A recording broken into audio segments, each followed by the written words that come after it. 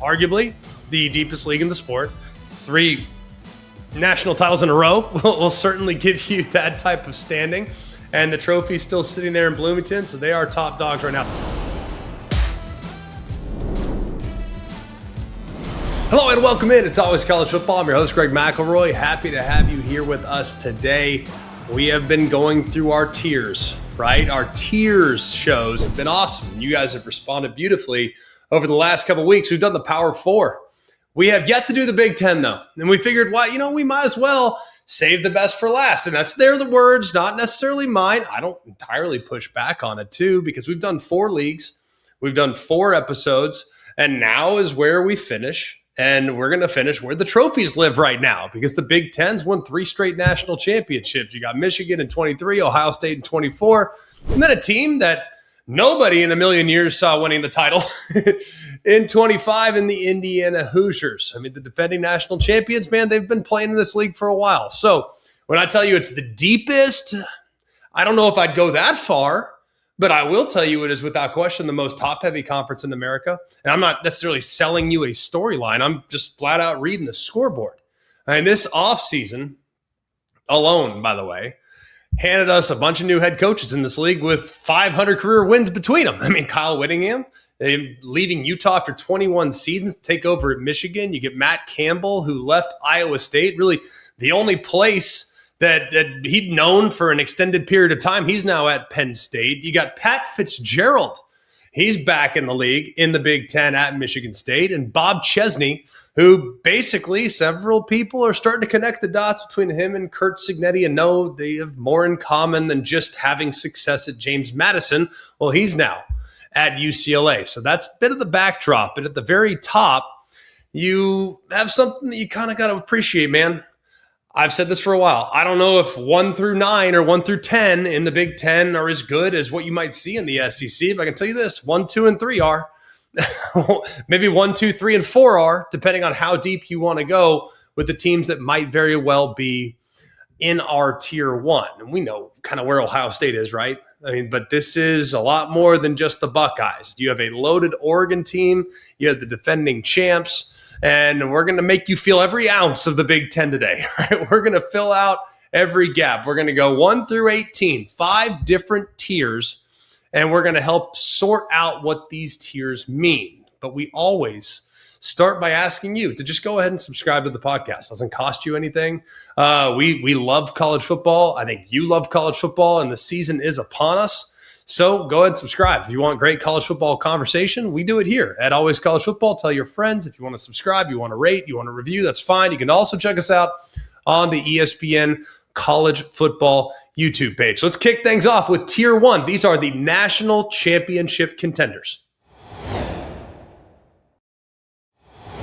3 teams right now in Tier 1 in the Big 10. And the fact that you look at this league, for example, I mean, we have 3 teams here.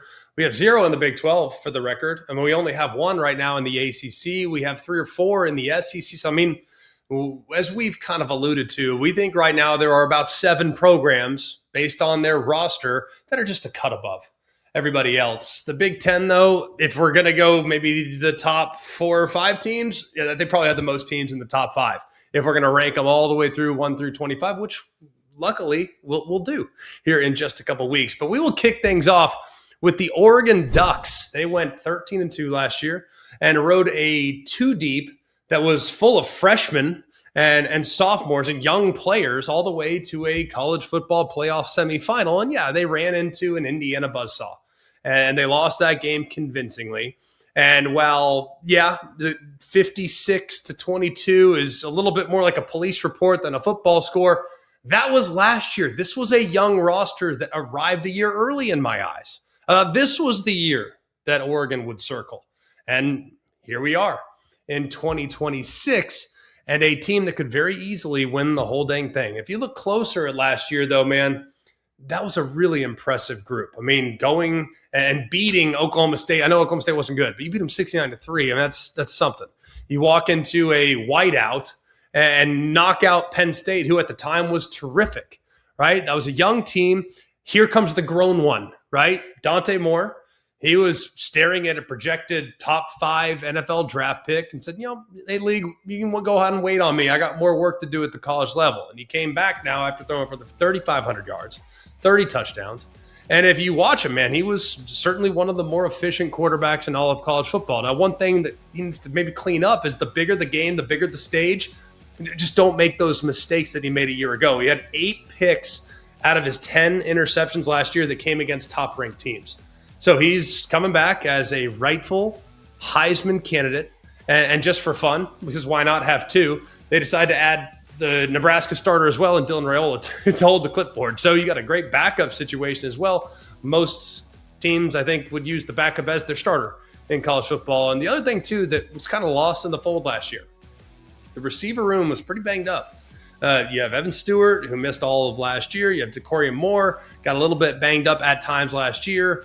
You also have the entire starting defensive line that returns intact, and I think it's the best group in the sport with Mateo Uiagalelei, Bear Alexander, Amari Washington, and Tatum Tuioti. Those guys are all now entering into their 3rd full year as a starter, and that's the kind of front where the backups start elsewhere. You had guys leave because they couldn't start in front of the guys that are listed, and all those guys are back. And then you have the secondary, which is already pretty loaded. They go out and they signed arguably the best transfer portal player in the secondary in Cord Parrish, who's going to be great. So good luck throwing on these guys the next couple of years, right? Especially with that pass rush that's going to be legitimate. Now, there is a real question. They have a couple of new coordinators. And if that's your biggest worry, then you're a national title favorite, right? They do have a trip to Ohio State in November. You get Michigan and Washington that come to Autzen. A couple toss-up tough games. You get a tricky trip to Illinois. You have an early road test to SC. But this is a resume and a team that is certainly built for a deep January run. The Ohio State Buckeyes are also in Tier 1. That should surprise absolutely nobody. They'll be there every year. They won the national title just a couple years ago. They sent 14 players to the draft. And here we are just, on dynasty level. It just next group of 5 stars come right in. No problem. 12-0 in the regular season. They beat Michigan convincingly to end a significant drought in the game. And they had the number 1 scoring defense in America, giving up less than 10 points a game. Now, the postseason did expose one flaw, and that was that the offensive line didn't play very well. Miami and Indiana, they both combined to sack them 10 times. The pocket collapsed a little bit, and they got bounced early there in the playoff run. You fix that, and they could very easily be the team that's holding the trophy at the very end. And here's why they can, because you got Julian Sand back. He had an amazing year last year, threw for over 3,600, 32 touchdowns. He was a freshman. Guy completed 77% of his passes. That's one of the best completion rates in the history of the sport. He also throws it to Jeremiah Smith, who a lot of people, self-included, will tell you is probably the best football player in the country, certainly the best wide receiver. He went out and caught 12 touchdowns, went for over 1,200 yards, and he's on pace to own every single receiving record that Ohio State has. And this is Ohio State, ladies and gentlemen. So had some pretty good wideouts roll through Columbus over the years. You also bring back 4 offensive line starters, and that's a veteran group. You bring back Bo Jackson after a really nice freshman campaign. So the talent drain didn't necessarily hit the offense. It did, however, hit the defense a little bit. But Ryan Day does what Ryan Day does and what Ohio State does. They go out and they go shopping.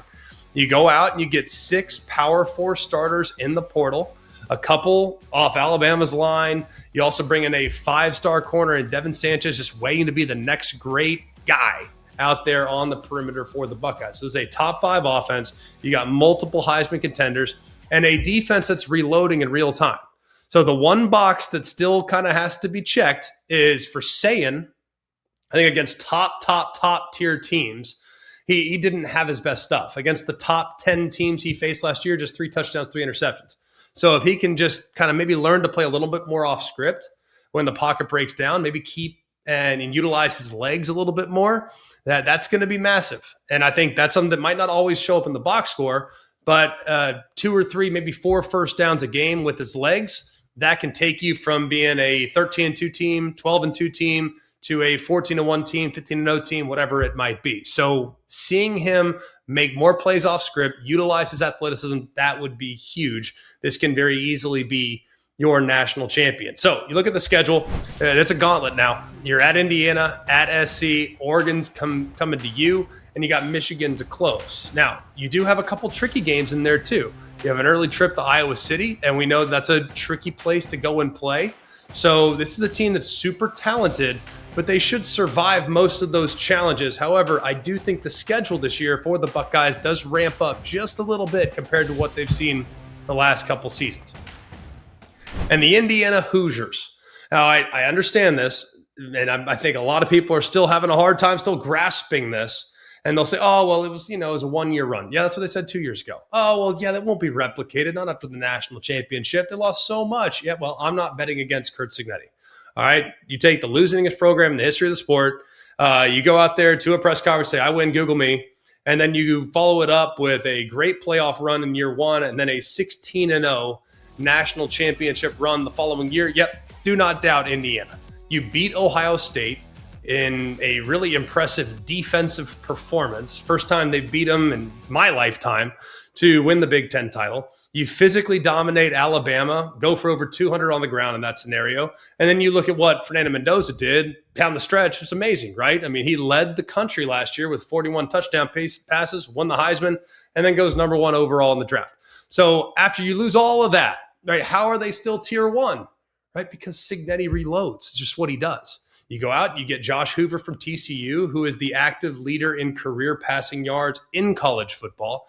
Now, he maybe turns it over a little bit more than you'd like, and even Cignetti and his previous coach acknowledged that, but he's walking into a really good scenario where the run game will take some of the pressure off, and he's got a great defense. So he has never really had both those things around him at the same time. And that defense, I think that's probably the biggest reason for that tier one stamp too. I mean, you got 6 all-conference players that are back from last year. The staff added 5 more Power 4 starters, including Kansas State starting ends, right? So they have a really good group. You also bring back an offensive line that is solid and anchored by the Big Ten Offensive Lineman of the Year, Carter Smith. They should be very much in the Joe Moore Award conversation. And if you look at the weapons that Hoover has at his disposal, you got Nick Marsh coming over from Michigan State. He's big time. Really big time. You get Shaz Preston coming up from Tulane. You get Turbo Richard's going to be there in the backfield as well. So the Heisman winner might be gone. You lose a couple of game-changing wide receivers. You lose a couple of great backs, a couple of guys along the offensive line, a couple of guys on the defense. But guess what, man? There's still going to be a tier one football team because a team that's built with this physical identity, that's this good on defense, that can be this physical up front, and a coach who just orchestrated the biggest turnaround in the history of the sport. They're always going to be a contender until proven otherwise. Now, the schedule, this is where it gets a little interesting because they do face 3 of the 4 best teams in the league inside of a pretty short span. So they host Ohio State on October 17th. They go to Michigan the following week. They host SC in November. And the only title tier 1 team they miss is Oregon. The Ohio State game is probably the season, right? Because a win there would give the Hoosiers back-to-back victories over the Buckeyes and the Wolverines, something no team has done since Michigan State did it back in 2011. So there are some toss-ups with a road trip to Washington, maybe a banana peel spot here or there, scheduled kind of scattered throughout the schedule. But the numbers make Indiana a very heavy favorite with the exception of the game against the Buckeyes and a game against Michigan. So they should very well be back in the playoff. And you give Cignetti the opportunity to put that team together again, they are an impossible team to bet against. Moving on to Tier 2. These are teams that we believe can make the college football playoff. I just don't know just yet if I can make them a national championship contender. And there are 4 teams in this bracket. I think there's a bunch of really good teams that could qualify for this bracket after a couple weeks and a few questions get answered. We will start with the USC Trojans. Now, Lincoln Riley entering into year 5, right? And you look at his last job, had 3 playoff trips and has not gotten one here. And the number kind of explains it. He has not been great against the best teams in America. And he's got a program record going right now that's in the SC program, and they've lost 7 straight against top 10 competition. Now, the offense was never the problem. If you look at what USC's done since Lincoln Riley arrived, they've been 3rd in the country in scoring. But it was the defense that was challenging. They were finishing outside of the top 100 regularly, and that's the difference between a 9-win season perhaps, maybe an 8-win season, and a playoff berth. So Lincoln Riley's made that adjustment. He goes out, he hires Gary Patterson, who did a tremendous job for a long time at TCU. He's a Hall of Fame defensive mind whose units ranked in the top 15 in scoring defense almost regularly. He's going to be running the defense now. He's got a really talented group too, because they have some five-star young talent like Jakeem Stewart, who's coming off a freshman All-American type of year. And the offense is going to be dynamic. We know that already, right? The offense returns Jaden Mayava, who led the Big Ten in passing yards, finished second in the country in passing efficiency. He was behind only Fernando Mendoza, who went on to win the Heisman. Now, the catch is kind of on the road. At home, Mayava did a great job. He went 7-0, went 16 touchdowns against just 2 interceptions. But you get him out of the Coliseum, just 2-4 with 8 touchdowns and 8 picks. So he does lose the Biletnikoff award-winning target, Mekhi Lemon, but the nation's #1 recruiting class just arrived with some big-time prospects to potentially reload. So I think this year for SC, you can make a strong case it's playoff or bust, because the talent does feel like it's there, and it actually feels like it's there on both sides of the ball. Now, the obstacle is the schedule, and it might be one of the toughest slates in the league, right? You get Oregon and Ohio State. They're at home, and we know that Mayava's been great at home. They have to go to Penn State. They have to go to Indiana. There are a couple of toss-up games, like a road trip to Wisconsin. You get a tough rivalry game, as always, against what should be an improved UCLA. But if the defense finally holds up, the only thing standing between USC and a playoff berth is the schedule. Moving on to the Washington Huskies. Now, they quietly put together a really nice season last year. I mean, they finished in the top 20 on both sides of the ball. Only 5 of the programs in the country can claim that. Pretty impressive. And the best part about it is they were pretty young in the process. Now, Damon Williams, he's the story, right? He threw 25 touchdowns. He was in the top 5 in the league in efficiency. He led every quarterback in the Big Ten with rushing. He went for over 600 yards on the ground. That's the most rushing yards by a Big Ten quarterback since Adrian Martinez back in 2019. And now he's back for another full year as the starting quarterback. He also has some help up front.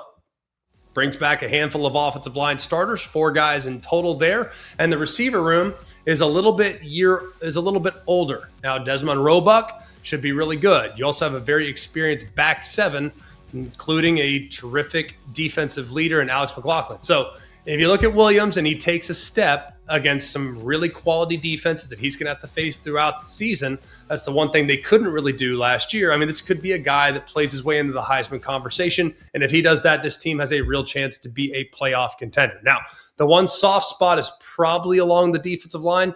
They got to replace some bodies up front, but it is a bit of a veteran too deep now, where that's pretty important in this league. Having depth in the Big Ten is valuable currency. And the schedule sets up pretty nicely for them. They miss both Ohio State and Michigan.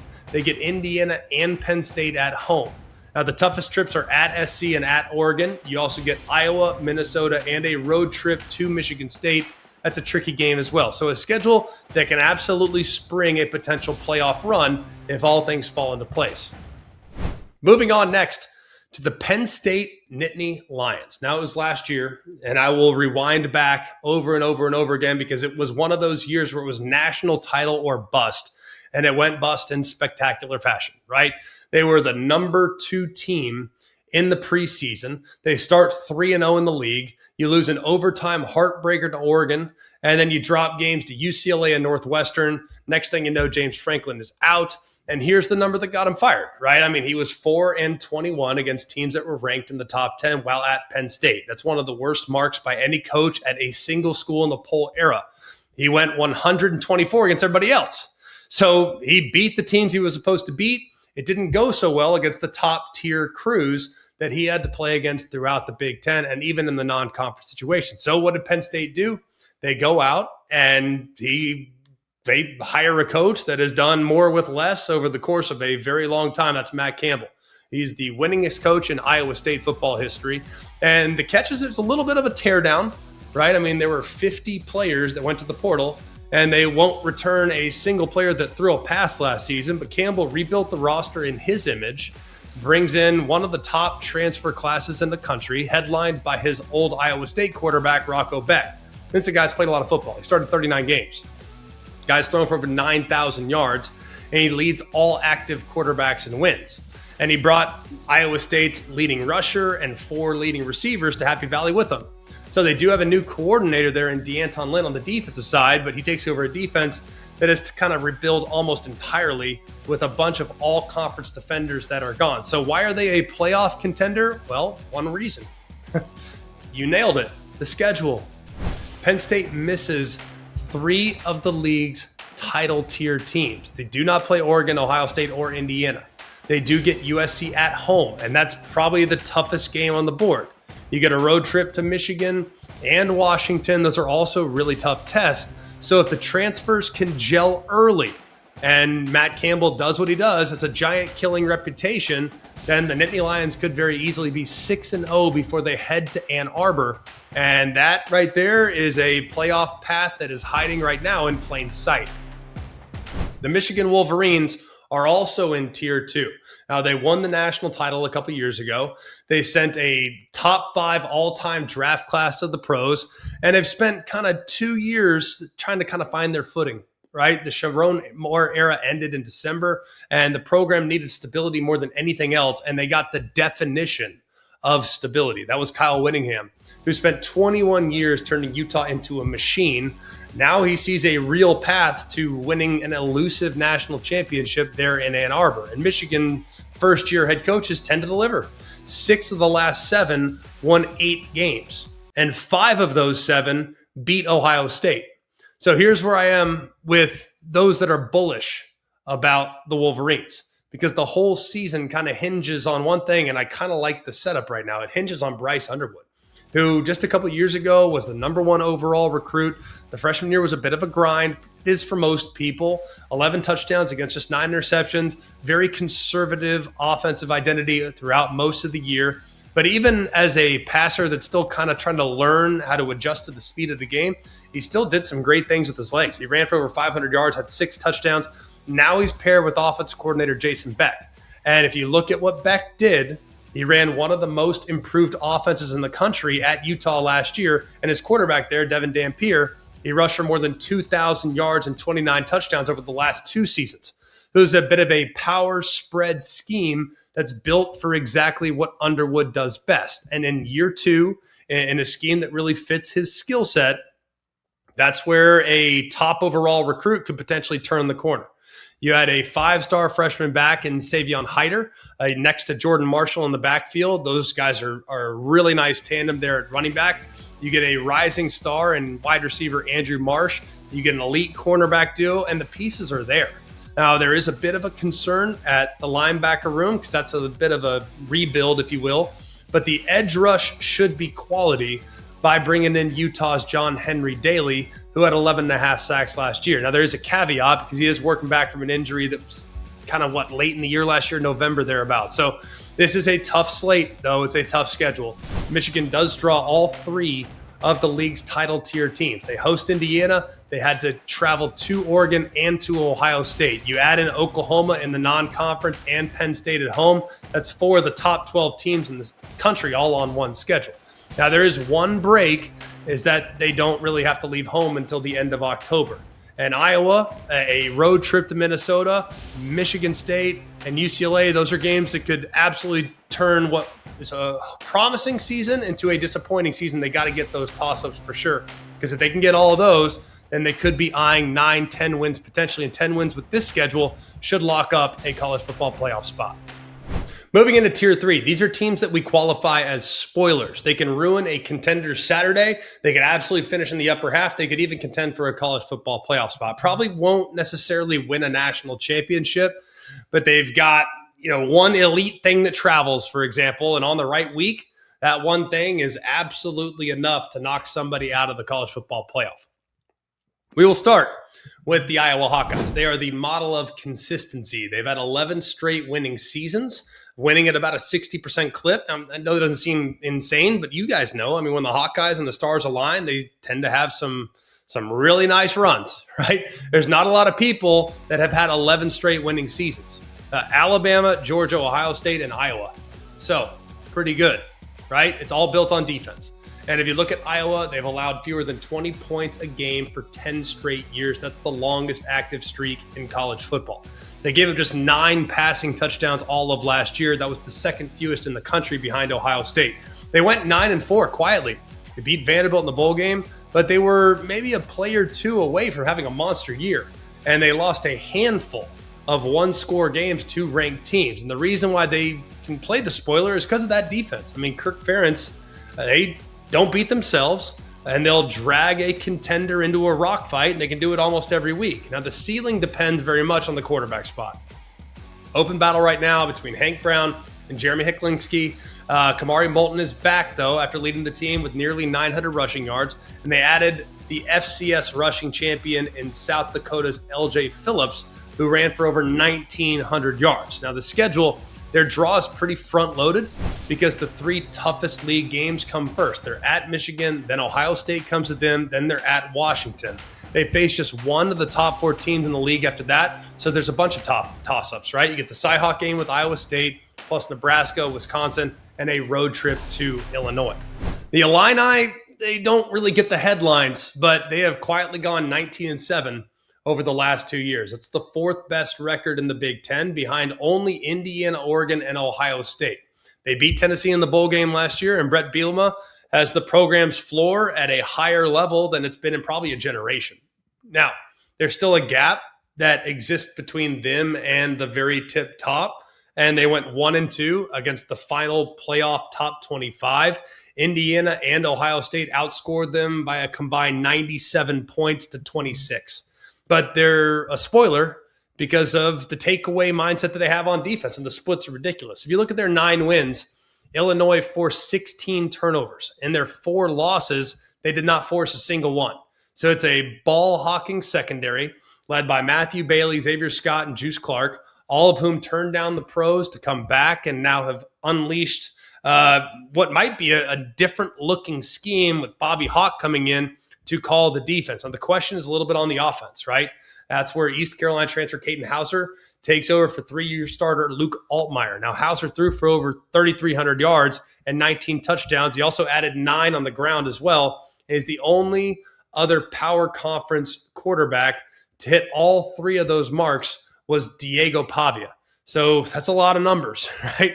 That's a lot of numbers. Now, the toughest test, the road trip to Ohio State, Oregon coming to Champaign, get a home date with Duke early. You do have a couple of unique toss-ups, like a road trip to Michigan State. You get Maryland, Nebraska, UCLA, Northwestern. But if that secondary can continue taking the ball away, this is a team that could absolutely ruin a contender Saturday.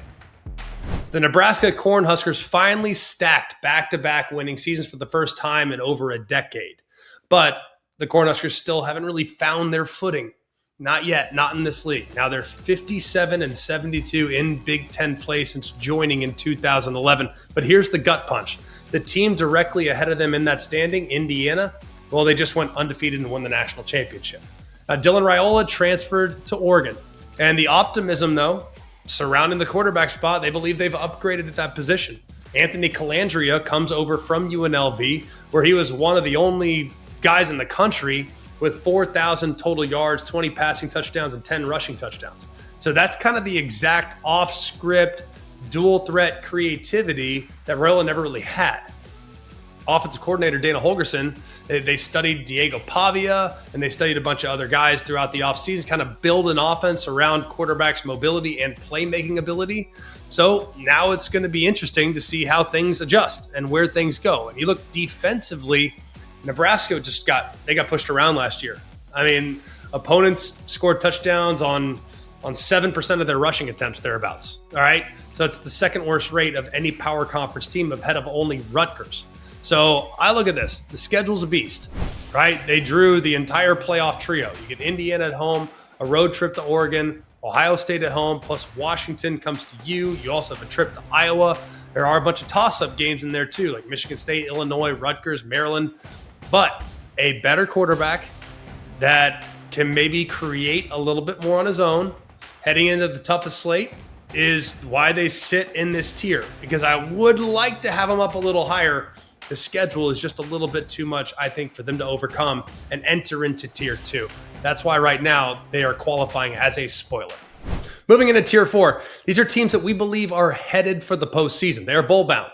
Now, none of them are necessarily threatening at the top of the league, but they have a clear reason to expect a winning season and a bowl phone call and invitation there in December. We'll start with the Wisconsin Badgers. They bottomed out, right, at 4-8, their worst record since 1990. It snapped a bowl streak that had run 22 consecutive years. And really, if you look at the offense, it kind of fell apart at quarterback, where the Badgers became the only team in the country over the last 3 years to start 4 different quarterbacks multiple times in one season. Now, the fix is a real one. Old Dominion transfer Colton Joseph comes in, and Joseph last year put up 2,000 passing yards, had 1,000 rushing yards, 20 passing touchdowns, and 10 rushing touchdowns. So no other Big Ten quarterback has posted a season like that since Braxton Miller back in 2013. You had a physical, new front under their coordinator, Jeff Grimes, who's kind of built a dominant rushing attack almost everywhere he's been. And you got to assume, you just got to hope that the run game will get back to looking the way it once looked there in Madison, Wisconsin. Now, the Badgers, they also drew one of the more gettable slates in the entire league. They're missing the title tier teams entirely. Now, you get Notre Dame in Green Bay in the opener. That's a beast. You get SC at home. You get a road trip to Iowa. Those are some tough ones for sure. But Michigan State, UCLA, Maryland, Purdue, Minnesota, those are winnable games. They could absolutely get Wisconsin back into the bowl season and potentially overachieve in a year when people think Luke Fickell is squarely on the hot seat. The Minnesota Golden Gophers, now quietly, rinse and repeat, 8-5 again under PJ Fleck. And here's a number that kind of tells you who they are, right? The Gophers are perfect in bowl games, right? They have won 9 straight bowl games. They've won 7 in a row under Fleck. Only Florida State has ever had a longer bowl win streak in the history of the sport. So the postseason isn't the question. Getting there is, however, because this offense, they got to be a little bit more consistent. If you look at their group last year, they were 129th in the country in total offense. They're 128th in rushing. They had 6 games with under 70 rushing yards. That was the most in the country. Now, the tell is this, right? When the Gophers ran for more than 70 yards, they went 6-1. And the fix has to come from a better ground game that's going to open things up for a second-year quarterback in Drake Lindsay, who flashed last year, but has to be maybe a bit more aggressive. And I think the defense is going to keep them in games. That's the ticket. The defense should be excellent, led by Anthony Smith, who's back after a 12.5 sack season. We know this front can get after you too. Now, the calendar, it reverses hard. 6 of the league's top 9 teams are on the schedule. You got Michigan at home. You got a road trip to Washington, Indiana, and Penn State. You get Iowa there in the Twin Cities as well. Now, the toss-ups are Mississippi State early, which is an interesting game. You get Purdue, UCLA, Northwestern, and Wisconsin. Those are all winnable games. Plus, you look at the bowl pedigree, and I think they absolutely have the makings to get back to the postseason again under PJ Fleck. The UCLA Bruins, now they bottomed out, go 3-9. You fired Deshaun Foster just 3 games in. You averaged just 18 points a game. That was the second fewest points scored in the league. But the rebuild now starts with a proven winner. And Bob Chesney's a guy like Curt Cignetti I'm just not betting against. He went 21-6 in 2 years at James Madison, took the Dukes all the way to the playoff. He's won everywhere he's been. His career record is 132-52 across 4 different levels of college football. Now he's running the same blueprint that Curt Cignetti used at Indiana, bringing both his coordinators, a stack of players, and transfers to Westwood. And he retained maybe the piece that matters the most, right? They have Nico Iamaleava back, who's got a dual threat game that should fit Bob Chesney's scheme far better than maybe the offense that he ran a year ago. Now, the offensive line, that was a big problem last year, got completely rebuilt with proven starters. You bring in JMU running back Wayne Knight, who came over after a 1,300-yard season. The receiver room upgraded with speed. And the pass rush landed Sahir West from JMU, who was the Sun Belt Freshman of the Year. So this is the kind of jump start that gets a program back to the postseason in year number 1. Now, there are some tough road trips on there. To Oregon, Michigan, plus USC comes to them. And the toss-ups are kind of all over the place. Really interesting week 1 game against Cal. You get Purdue, Maryland, Wisconsin, Michigan State, Minnesota, Illinois. I mean, it's a relatively manageable path if they're trying to get back to a bowl game. I love Bob Chesney. He will get things going, I think, in a big way there at UCLA. The Maryland Terrapins, they went 4-8 again And Mike Locksley is trying to avoid a third straight losing season that the team started 4-0 and then lost their final 8 games. But there's a foundation here. And it starts with the defense that takes the ball away. They forced 21 turnovers last year. That was the second most in the Big Ten. Their 19 interceptions tied Indiana for the most in the league. You also get back the quarterback, Malik Washington. He's back. Year number 2 for him, threw 17 touchdowns as a true freshman. And the growth area is probably accuracy. You look at maybe the completion percentages, just 58%. You could take a big step there. That was last in the league. But he's got a new coordinator in Clint Trickett, who's going to hopefully fix the run game that kind of stalled out. And the headline addition is significant. They landed the number 2 overall recruit in the entire country in defensive end Zion Ely. That was the first top 10 prospect to sign with the Terps in the 20 years of these rankings, right? So the winnable pieces are there because Maryland drew both Rutgers and Purdue. The toughest road trip to Ohio State. You get Penn State to close. You got a trip to SC. Virginia Tech early against James Franklin's new team, with UCLA, Illinois, and Nebraska as some teams that could certainly decide the bowl math and see whether or not they can get to that 6-win plateau. Moving into Tier 5, these are teams with work to do. And it's some rebuilds, right? It's some rebuilds, but this is always college football. And we're not going to send anybody home without some hope, right? So I'm going to give you a real reason to believe in every single one of these teams. We will start with Northwestern. Look, they went 7-6 with a bit of a streaky team. And the high point was a 22-21 upset at Penn State that helped end the James Franklin era. And the reason to believe was a stunning offensive hire in Chip Kelly, one of the best offensive minds in football, the man who built Oregon into a powerhouse, coordinated Ohio State's national championship winning offense in 2024. Well, now he's calling plays on the offensive side for Northwestern and inherits a quarterback in Aiden Childs who transfers in from Michigan State. He's got 20 career starts, and he does have a nice dual threat skill that really fits what Kelly wants to be offensively. And Childs, he gets his top 2 targets back in Griffin Wild, who went for 880 yards, and Hayden Elegant. So on top of that, the brand new Ryan Field opens this fall, new money, new facilities, and a play caller who has coached at the highest possible level. Now the concern is probably the pass rush. Northwestern returns just 8 sacks and loses its sack leader from each of the last 3 seasons. The schedule's brutal. That's a real challenge, right? They play all 3 of the league's title tier teams on the road, at Indiana, at Oregon, at Ohio State. They host Penn State and Iowa, with Colorado and a road trip to Minnesota. Rutgers and Illinois are the toss-ups. If Chip Kelly's offense clicks, this could be a team that outkicks its coverage a little bit. The Michigan State Spartans fired Jonathan Smith after he went 9-15 in 2 seasons, and the Spartans have now hit 4 straight losing seasons. It's the longest active drought in the Big Ten. So they hired a guy who knows how to win games in this league. I mean, that's Pat Fitzgerald. Right, he played and coached at Northwestern, where he won 2 division titles before his career was interrupted in 2022. But now he's back in the Big Ten with something to prove. And there's real reason to believe is a proven Big Ten winner walking into a program that is hungry for stability. Now, the roster's a bit of a work in progress, right? The Spartans have to replace their leading passer, rusher, and receiver, all of whom transfer out.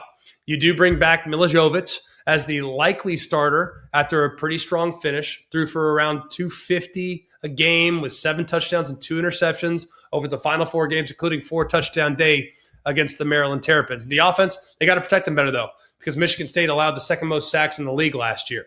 Now, Notre Dame's back on the slate. There's a revenge subplot when the Spartans host Northwestern and former quarterback Aiden Childs in October. The toughest games are that trip to Notre Dame, home date with Oregon and Washington, with Nebraska, a road trip to Wisconsin, Illinois, Rutgers is the winnable ones, and Fitzgerald needs 4 league wins to reach a bowl. So it's going to be tough sledding there in year 1, but the foundation will get laid for Michigan State to win at some point here in the near future. Rutgers slipped back to 5-7 after consecutive winning season. The reason was the defense that just fell apart for whatever reason, right? The Scarlet Knights, they give the most yards per game in the entire Big Ten, nearly 433 yards a game. They also gave up the second most points in the league. But here's the reason to believe. And the work is kind of on the fun side of the ball. They got a workhorse, right? You got a great running back in Antoine Raymond, who's back after rushing for 1,200 yards, 3rd in the Big Ten. He became just the 3rd Rutgers back in the last 30 years to average 100 yards a game, joining Ray Rice and Kyle Monangai. Now, Greg Schiano, he's 1 win from 100 in his Rutgers career. That's the most in program history, and he can get it in week 1 against UMass. Now, the questions are real.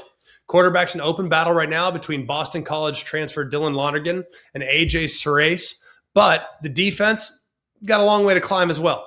But a top 3 rusher, maybe the winningest coach, well, we know he's the winningest coach in program history. That's a good foundation. You also have a super dynamic wide receiver, but there are some tough tests. You get Indiana at home, SC comes to you, Michigan at home, trip to Penn State. Toss-ups are going to be a road game at BC. You get Maryland and Wisconsin, home dates with Nebraska and Michigan State, and I think Raymond can certainly keep them in a lot of those games. The Purdue Boilermakers are on the bottom right now, and the numbers are tough, right? 2-10 last year, just 3-21 record over the last 2 seasons, 18 straight conference losses. That's tied for the longest active streak in the country. And they've had to watch their in-state rival in Bloomington become a national champion all at the very same time. So where's the hope? Well, it's in 2 places. First, Barry Odom has done a full-scale rebuild in the past. And year 2, with a settled quarterback and returning starter Ryan Brown, who Odom endorsed emphatically as much as a coach probably could, well, it gives them a foundation to build on, and they pumped in another wave of transfers. They get their top receiver, Daniela Morissette, back from injury. They added Texas running back Jarrett Gibson. Secondly, and most simply, the floor was rock bottom, and the only direction to go right now is up. The defense has to be the focus because Purdue allowed the 4th most yards per play in the country last year, but this program has hit the bottom. The climb starts now. Now, the schedule's tough, all right? You got Notre Dame at home, Washington, trip to Penn State, you get the bucket game at Indiana, and a road game at Iowa. And the toss-ups are Wake Forest early, plus UCLA, Illinois, Minnesota, Maryland, and Wisconsin. And if a couple of those break right, the rebuild certainly shows a pulse there at Purdue. That's the Big Ten. That's it for all of our Tiers series. We love it. Tier 1, the teams that can win it all, Oregon, Ohio State, and the defending champs, Indiana. Tier 2, these are your playoff contenders, USC, Washington, Penn State, Michigan. Tier 3, these are the spoilers, Iowa, Illinois, and Nebraska. Tier 4, these teams are headed back to a bowl game, or at least we think they are, Wisconsin, Minnesota, UCLA, and Maryland. And Tier 5, the rebuilds, let's give you a reason to believe, right? Northwestern, Michigan State, Rutgers, and Purdue. Arguably the deepest league in the sport. 3 national titles in a row will certainly give you that type of standing. And the trophy's still sitting there in Bloomington, so they are top dogs right now. So we've sorted out the Big 12. We've done the ACC and the SEC, and we finally get to the Big Ten. So we appreciate you riding through all these tier shows with us. It's been a lot of fun. It really has. If you could, go ahead and subscribe to the podcast.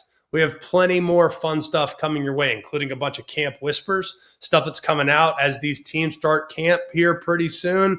Give you some things that we're hearing behind the scenes. We also have our top 25 that will be unveiled. We'll make our conference championship picks here in the next few weeks as well. And guys, we're just a few weeks away from getting this thing kicked off. Week 0's got a bunch of intriguing games that we are looking forward to breaking down.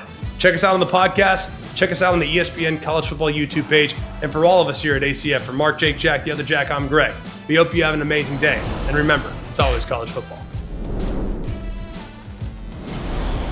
Hey guys, it's Greg McElroy. Thanks for watching Always College Football. Make sure you like, rate, and subscribe to ESPN's YouTube channel and wherever you listen to your podcasts.